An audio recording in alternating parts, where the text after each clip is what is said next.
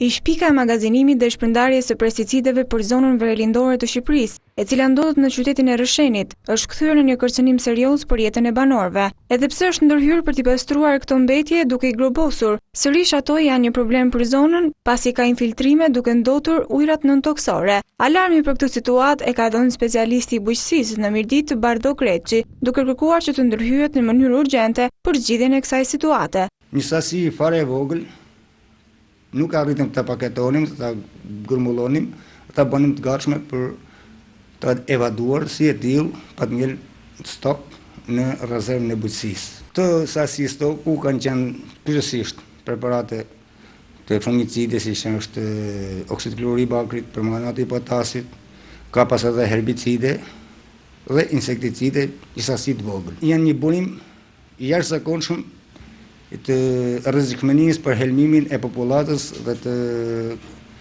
kafshëve. Këto magazina, të cilat ndodhen në periferi të qytetit të Rrëshenit, kanë shërbyer që prej vitit 1946 për grumbullimin e këtyre kimikateve mjaft të rrezikshme. Kjo zonë është cilësuar edhe nga qeveria si një ndër zonat më të rrezikshme në vendin tonë, ku dhe në vitin 2006 një person humbi jetën teksa agroposte një sasi nga këto kimikate.